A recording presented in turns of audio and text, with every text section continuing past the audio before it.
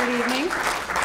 When you give an artist a tight framework, they're driven to bust the frame to smithereens or tighten the screws for the mere exercise of challenging their creativity to meet a prescribed definition of communication. Hence, my talk today has been written in iambic pentameter, hoping to tell you a tale and give you a grin. Once upon a time, two females were born in countries known for fair equality, Canada and the US of A. Raised up they were and right educated, and while not nearly in the 1%, a list of their schools shows that fortune bent in their favor. Bennington, Emerson, NYU, to name but a few, where they both studied in theater, where their hearts grew large. After many a year teaching, traveling, and performing and the like, their stars crossed in upstate New York, where their theater geekdom sparked passionate discussions, comparison of notes, and declamations of Dionysian desire. And to add final fuel to the fire, a book. Hark, OMG, behold, they cried, when first they spied Half the Sky by Nicholas Kristof and Cheryl Wu-Dunn, a book which espoused education of girls is the issue major of this century. So they met in 2009 with this vexing question foremost: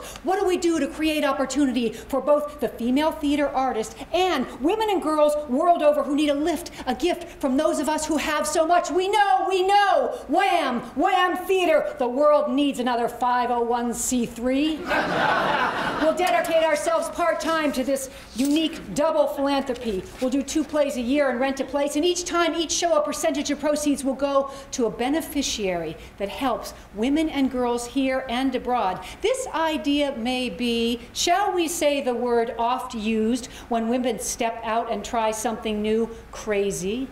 But here's what we both knew: these are crazy times. There's no use denying it. So let's get down, let's go on and do it. We'll create theater work for us women directors who have it tough to find a gig, and for women playwrights whose voices don't get heard enough, even here, even now in the United States of America. We'll do theater that is not too sad. We'll do theater that lifts up hearts and inquiring minds. Pay our artists every time as best we can, and you'd be surprised how rare that is for an upstart company with no angel, alas. But having both been theater artists long enough to know that being asked to work pro bono is a constant and a low blow. But oh, there is an energy we feel, we see every time an audience gathers to view a work of theater having dragged themselves up and away from distractions galore and made the strong choice to view a slice of precious time to witness something novel. A community forms, however brief, but the altruistic space is massif.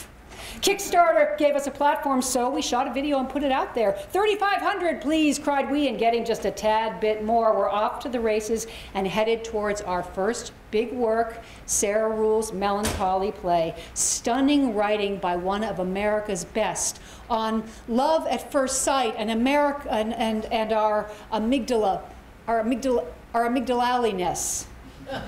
Okay, Shakespeare made up words too, so we chose our second beneficiary then. Women's Fund of Western Massachusetts produced, paid our artists, and wrote a check for $1,500 to this fantastic group. Right away, planning for our next deal, the fundraising 24-hour theater festival, goal of which is to bring Berkshire artists together with Capital Region thespians, writing, acting, producing 5 plays, brand new, in 24 fantastic hours.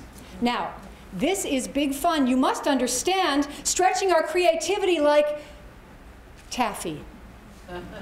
Onward we cried and jumped right back in. We're in spring 2011 now with the O Solo Mamma Mia Festival, producing 5 female performers over 2 weekends and 2 venues. Solo plays on the Golden Age, Depression, How to Be a Friend of Sappho's in 10 Days, Katrina's Devastation, and as well, the healing powers of the Wienermobile. Bridged 2 states, 2 weekends in differing venues, WAM to Troy, New York, and Pittsfield, Mass. Then giving to Edna's Hospital in Somaliland $640, enough to train for that countryside to gain 1 community midwife, reducing the rate of fistula and death for women laboring in a land with maternal health care at a standard too low. WAM, Women's Action Movement, is here to stay. And galloping on, not wanting to lose momentum gained in a hard-won way, The Attic, The Pearls, and 3 Fine Girls at Barrington Stage 2 appear for our longest run yet, written by 5 Canadian women and performed by 3 actresses, local and paid. Kristen directed this treat beautifully, which ticket sales allowed us to give our highest donation yet to a local beneficiary. Berkshire United Way teen pregnancy prevention program, handing off $1,750.